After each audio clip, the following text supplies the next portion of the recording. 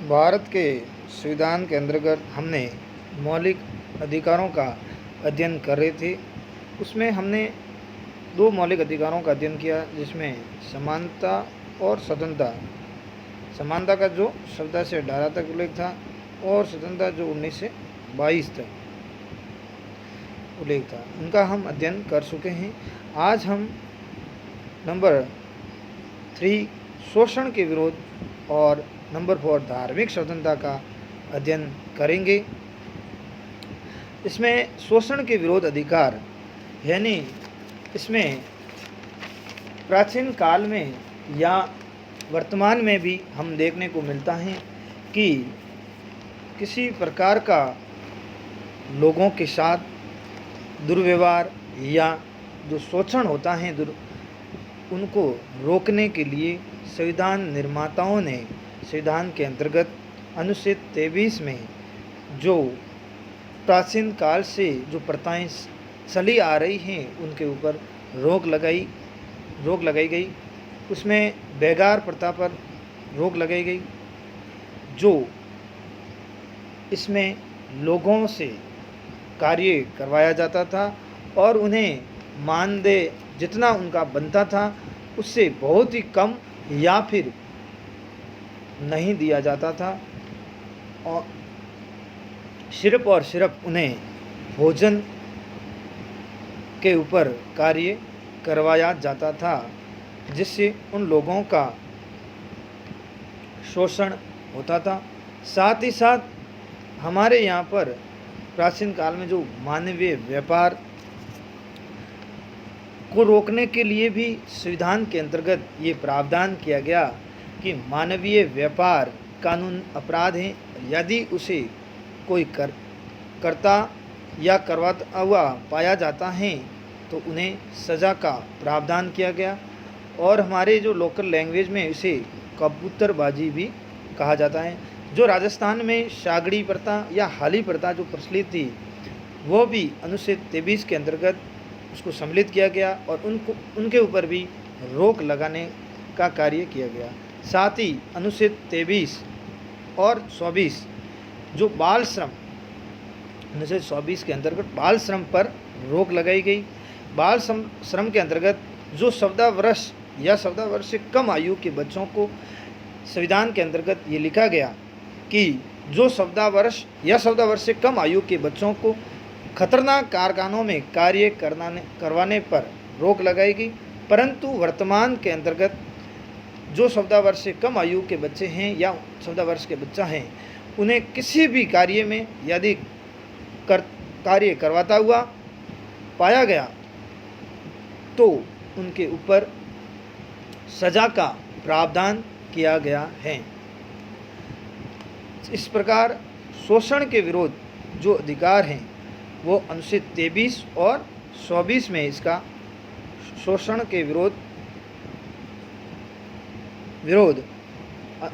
संविधान के अंतर्गत अनुच्छेद 23 और 24 में इसका उल्लेख किया गया है। साथ ही साथ स्वतः जो मौलिक अधिकार हैं धार्मिक स्वतंत्रता का अधिकार, जिसका उल्लेख अनुच्छेद 25 से लगाकर 28 तक किया गया है। अनुच्छेद 25 के अंतर्गत प्रत्येक नागरिक जो धर्म के धार्मिक स्वतंत्रता का मतलब ये हुआ कि सभी नागरिकों को अपने धर्म के अनुसार आचरण या उनके अनुसार विचार या उनका प्रसार करने और उनके धर्म के अंतर्गत लिखी गई बातों को मानना और उनके अनुसार आचरण करना, इन सभी बातों का उल्लेख अनुच्छेद 25 के अंतर्गत किया गया है। जिस प्रकार आपने देखा होगा कि सिख धर्म के अंतर्गत सिख धर्म के लोगों के द्वारा कटार, कर्पण, कंगा, केस, इस प्रकार उनके अंतर्गत जो उनके धर्म के अनुसार जो हैं, जो बातें हैं या उनके अंदर जो लिखी गई बातें हैं, उनके अनुसार आचरण करने के लिए अनुच्छेद 25 उन्हें स्वतंत्रता प्रदान करता है। और अनुच्छेद 25 के अंतर्गत इस बात का भी उल्लेख है कि हिंदू शब्द के अंतर्गत सिख, जैन और बौद्ध, ये तीनों ही संप्रदाय इसके अंतर्गत माना गया कि हिंदू शब्द के अंतर्गत सिख, जैन और बौद्ध ये तीनों ही इसके अंतर्गत शामिल किया गया है। और सिख धर्म के अंदर, जैन धर्म के अंतर्गत आपने देखा होगा संतारा प्रथा, जिसके ऊपर राजस्थान कोर्ट ने 3 साल पहले रोक लगा दी गई थी। उसको आधार माना कि अनुच्छेद 21 के अंतर्गत जो आपको जीने का अधिकार देता है, और इस प्रथा के अंतर्गत आप जो अन्न जो त्यागने का कहा गया है, और यदि आप अन्न त्यागते हो तो इससे आपकी मृत्यु हो जाती है, और ये आत्महत्या के अंतर्गत इसको माना, और राजस्थान हाई कोर्ट ने इस पर रोक लगाई। तो जैन धर्म के अनुयायियों ने जब सुप्रीम कोर्ट में इसको चुनौती दी, तो सुप्रीम कोर्ट ने इसे अनुच्छेद 25 का हवाला देते हुए माना कि ये धर्म के अनुसार आचरण और उनके में धर्म के अंदर लिखी गई बातों का वह पालन करना माना गया। और इसी अनुच्छेद 25 में ये भी बात लिखी गई कि कोई भी व्यक्ति धर्म परिवर्तन कर सकता है, परंतु लोभ, लालच या दबाव में कोई भी व्यक्ति धर्म परिवर्तन करता है तो सरकार उसके ऊपर रोक लगा सकती है। साथ ही साथ इसमें यह भी लिखा गया है अनुच्छेद 25 के अंतर्गत कि हिंदू धर्म के जितने भी स्थल, मंदिर हैं, वह सभी वर्गों के लिए खुला रहेगा, और इन सभी स्वतंत्रताओं का सीमा या निर्बंध किया गया है। यदि लोक व्यवस्था, सदाचार या स्वास्थ्य, इन 3 कंडीशन का ये पालन करे तो इन ये स्वतंत्रताएँ आप अनुच्छेद 25 के अंतर्गत दी जाएगी। यदि लोक व्यवस्था, सदाचार या स्वास्थ्य में कोई भी प्रकार का नुकसान होता है तो इन पर रोक लगाई जा सकती है। अनुच्छेद इसके आगे अनुच्छेद 26 जो प्रत्येक व्यक्ति को अपने धर्म यानी धार्मिक संस्थाओं को स्थापित करने का स्वतंत्रता प्रदान करती है, साथ ही साथ उनका प्रबंध करना, और साथ ही साथ उनके द्वारा धन संपत्ति जो असल या अनुच्छेद 25 के अंतर्गत प्रत्येक व्यक्ति को धार्मिक संस्था को स्थापित करना, उनका प्रबंधन करना, और साथ ही जंगम या स्थावर, जंगम का मतलब सल और स्थावर का मतलब असल, जो संपत्ति को अर्जित करने और उनका जो समुचित उपयोग करने का भी स्वतंत्रता प्रदान करता है अनुच्छेद 26 सॉरी। और साथ ही जो संस्था प्रत्येक व्यक्ति को जो धार्मिक संस्था जो स्थापित करते हैं उन्हें धन अर्जित करने की भी स्वतंत्रता है। और संसद द्वारा कोई भी संस्था यदि बनाई जाती है, संसद के द्वारा कोई भी संस्था बनाई जाती है तो उन्हें उन संस्था को संपत्ति का अधिकार नहीं है। साथ ही साथ राज्यसभा के द्वारा जो संचालित स्कूलें हैं उनके अंतर्गत कोई भी धर्म के लोग यदि ये मानते हैं कि वह उनके धर्म के अनुसार आचरण में उनको रुकावट हो रही है तो सरकार उनके ऊपर रोक लगाई जा सकती। जैसे स्कूलों में सरस्वती वंदना होती है तो वो मुस्लिम और ईसाई धर्म के लोग ये मान सकते हैं कि हमारे धर्म के अंतर्गत सरस्वती वंदना का प्रावधान या उनके धर्म के आचार विचार या उनके जो प्रसार में या उनके धर्म के जो आचरण में दिक्कत है तो उसके ऊपर सरकार रोक लगा सकती है, क्योंकि इसमें भी 3 कंडीशन हैं। अनुच्छेद 26 में भी लोक व्यवस्था, सदाचार या स्वास्थ्य, इन तीनों बातों का ध्यान रखा जाता है कि यदि इन तीनों बातों में कोई भी प्रकार का नुकसान होता है तो उनके ऊपर रोक लगाई जा सकती है। और अनुच्छेद 27 के अंतर्गत धार्मिक शिक्षण संस्थाओं में जो कर देता है उनके ऊपर जो कर में छूट दी गई है, छूट देने का प्रावधान है। और ये भी प्रावधान है कि कोई भी सरकार यदि एक धर्म को बढ़ावा देने के लिए भारत के नागरिकों पर कर लगा कि उन्हें ये बाध्य नहीं किया जा सकता कि आपको, जैसे आप मानो हिंदू धर्म या और कोई भी धर्म जिसे आपको कर देने के लिए बाध्य नहीं किया जा सकता। अनुच्छेद 27 में ये प्रावधान है कि एक धर्म विशेष को आप भारत सरकार नागरिकों पर कर लगा के उस धर्म को बढ़ावा देने के लिए प्रावधान नहीं कर सकता। यदि वो इच्छा से किसी धार्मिक संस्था को देना चाहे धन तो दे सकता है, तो उसे विशेष छूट भारत सरकार देने का प्रावधान है। यानी कि अनुच्छेद 27 में ये प्रावधान है कि आप किसी धार्मिक संस्था को यदि कोई दान दक्षिणा देते हो तो उसमें आपको आपके जो टैक्स में आपको छूट दी जाएगी। साथ ही अनुच्छेद 28 सरकारी व गैर सरकारी जो संस्था हैं किसी भी प्रकार की, तो धार्मिक रूप से उनके ऊपर धार्मिक शिक्षा नहीं दी जा सकती। जैसे कोई भी गैर सरकारी या सरकारी संस्था है तो धार्मिक शिक्षा देने का प्रावधान नहीं किया जा सकता।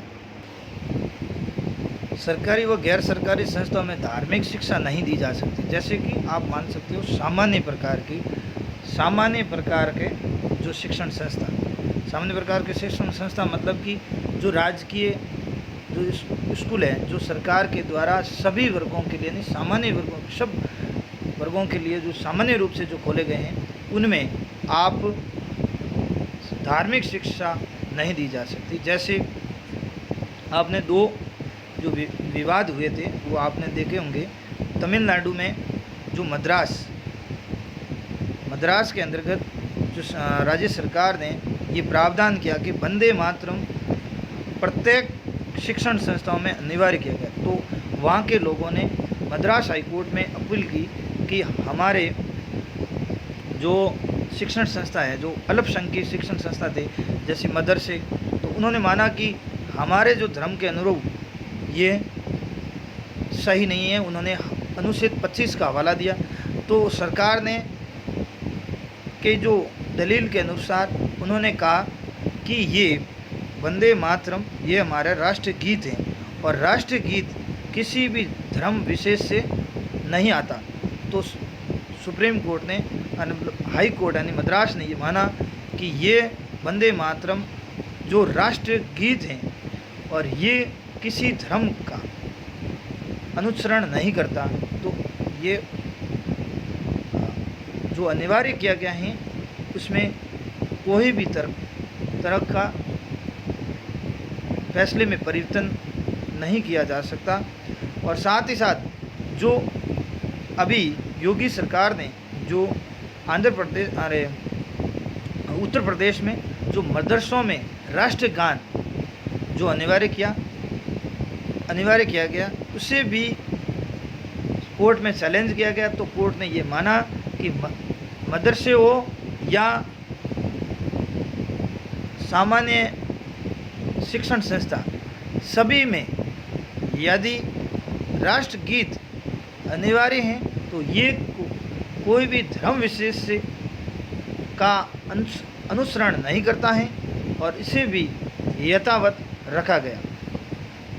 तो अनुच्छेद 28 आपको ये स्वतंत्रता देता है कि सरकारी या गैर सरकारी संस्थाओं में धार्मिक शिक्षा नहीं दी जा सकती, कोई विशेष धर्म को आप प्रावधान। और 27 जो करों में छूट का प्रावधान है, यदि कोई धार्मिक शिक्षण संस्थानों में यदि कोई दान देता है तो उसे कर में छूट का प्रावधान है और सरकार किसी भी नागरिक को एक विशेष धर्म को बढ़ावा देने के लिए कर देने के लिए बाध्य नहीं कर सकता। भारतीय संविधान के किसी भी अनुच्छेद में अल्पसंख्यक को परिभाषित नहीं किया गया है। भारत के संविधान के किसी भी अनुच्छेद में अल्पसंख्यक को परिभाषित शब्द को परिभाषित नहीं किया गया है। अल्पसंख्यक शब्द को परिभाषित नहीं किया गया है। ये जो अभी हम शिक्षा संस्कृति का अधिकार जो मौलिक अधिकारों के अंतर्गत आता है, जिसका उल्लेख अनुच्छेद 29 और 30 में हमारे संविधान में अनुच्छेद 29 और 30 में इसका प्रावधान है। और शिक्षा और संस्कृति का जो अधिकार मौलिक अधिकार वैश्विक रूप से ये अल्पसंख्यकों के संबंधित अधिकारों से जुड़ा हुआ है। और इसी के कारण जो मैंने आपको बताया कि भारतीय संविधान के किसी अनुच्छेद में अल्पसंख्यक को परिभाषित नहीं किया गया है। ठीक है, तो अल्पसंख्यक की शब्द की क्या व्याख्या है, ये आप किसी भी अनुच्छेद में इसका उल्लंघन नहीं है। सुप्रीम कोर्ट ने ये माना कि जो भी मतलब धर्म के लोग जो 50% से जिनकी जनसंख्या कम है वो अल्पसंख्यक हैं। ये सुप्रीम कोर्ट का आदेश कहो आप या उनके द्वारा माना गया है। इसी प्रकार हमारे देश में 80% हिंदू हैं और जो बाकी कम्युनिटी है वो 20% है। तो बाकी सब इस परिभाषा के अंतर्गत आते हैं। सुप्रीम कोर्ट के जो 50% जनसंख्या से कम है तो वह सभी धर्म जैसे सिख, मुस्लिम, ईसाई, फारसी, जो बाकी वाले सभी धर्म हिंदू धर्म के अलावा। और हमारे देश के बहुत सारे राज्य हैं ऐसे हैं जिनके अंतर्गत जो 50% जनसंख्या से कम हिंदू हैं। हमारे देश के लगभग 8 से 9 राज्य ऐसे हैं जहाँ पर हिंदू धर्म के नागरिक 50% से भी कम निवास करते हैं।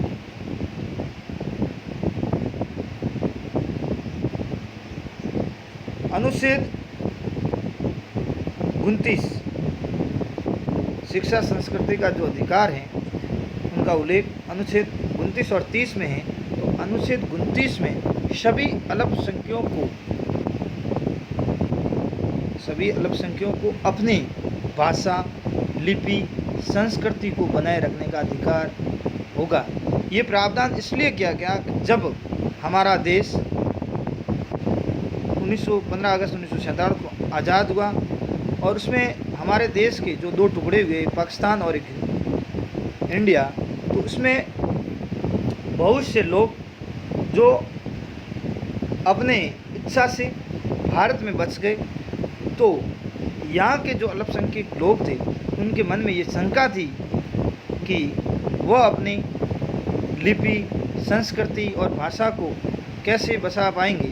तो हमारे संविधान निर्माताओं ने ये प्रावधान किया, सभी अल्पसंख्यकों को अपनी भाषा और लिपि और संस्कृति को बनाए रखने का अधिकार होगा और उन्हें स्वतंत्रता प्रदान की गई। अनुच्छेद 30 के अंतर्गत ये प्रावधान किया गया कि सभी अल्पसंख्यकों को अपनी शिक्षण संस्थाओं को स्थापना करने या प्रबंधन करने का अधिकार होगा। जैसे हमारे यहाँ पर जो मदरसों का जो स्थापना की गई उनका आधार यानी बेसिक आधार अनुच्छेद 30 है। इस्लामिक जो धर्म है उसको बढ़ावा देने के लिए जो मदरसों की स्थापना की गई और राइट टू एजुकेशन यानी शिक्षा का अधिकार जो प्रावधान किया गया था वो 2002 को 86 संविधान संशोधन के द्वारा और इसे लागू किया गया 1 अप्रैल 2010 को, जिसमें ये प्रावधान किया गया कि स से 14 वर्ष के सभी बच्चों को अनिवार्य रूप से उनका मतलब अनिवार्य उनको शिक्षा लेने का अधिकार प्रदान किया गया। जो शिक्षा का जो अधिकार दिया गया उन्हें से 14 वर्ष के बच्चों को, तो उसमें ये प्रावधान किया गया कि वह प्रत्येक जो राजकीय या गैर सरकारी जो गैर राजकीय स्कूलें हैं उनके अंतर्गत जो दुर्लभ वर्ग के बच्चों हैं उन्हें ये प्रावधान किया गया, उन्हें आरक्षण दिया गया 25% आरक्षण दिया गया कि प्रवेश के दौरान ये 25% सीटें उन लोगों के लिए आरक्षित रखी जाएगी जो बीपीएल यानी बिलो पॉवर्टी लाइन से नीचे जीवन यापन करते हैं। जो इसमें ये प्रावधान किया गया कि शिक्षा जो इन गरीब बच्चों को कैसे प्राप्त होगी, क्योंकि इसमें जो संविधान संशोधन किया गया तो इसमें कहा गया कि से 14 वर्ष के सभी बच्चों को अनिवार्य रूप से निःशुल्क शिक्षा दी जाएगी। तो इसमें ये प्रावधान किया गया कि भाई सभी स्कूलों में 25% जो आरक्षण कोठा रखा जाए ताकि इन बच्चों को शिक्षा से वंचित नहीं रखा जाए। और इसके अंतर्गत ये भी प्रावधान है आरटीआई अल्पसंख्यक जो शिक्षण संस्थानों में ये नियम लागू नहीं होगा 25% वाला, ये आपको ध्यान रखना है। बाकी सभी संस्थानों में ये जो आरटीआई वाला जो राइट टू एजुकेशन यानी कि आपको शिक्षा निःशुल्क रूप से दिए जाने का जो प्रावधान है बाकी सभी संस्थानों में ये प्रावधान किया गया है। जो संपत्ति का अधिकार है वो अनुच्छेद 31 में था, अभी उसे विधिक अधिकार माना गया है, बनाया गया है 301 के अंतर्गत 44वें संविधान संशोधन द्वारा 1978 में। इस प्रकार आपने आज धार्मिक स्वतंत्रता का अधिकार, शोषण के विरोध अधिकार और संस्कृति और शिक्षा का अधिकार जो अध्ययन किया। अभी आपके 5 मौलिक अधिकार कंप्लीट हुए। अभी संवैधानिक उपचारों का अधिकार जो अनुच्छेद 32 से लगा के 35 तक जो जिसका प्रावधान है उसकी क्लास हम अगले अध्याय में लेंगे। तो आज की क्लास यहीं पर समाप्त होती है। जो संपत्ति का अधिकार था जो अनुच्छेद 31 में उसको समाप्त किया गया और उसे अभी विधिक अधिकार बना दिया गया है, 301 के अंतर्गत सम्मिलित किया गया है।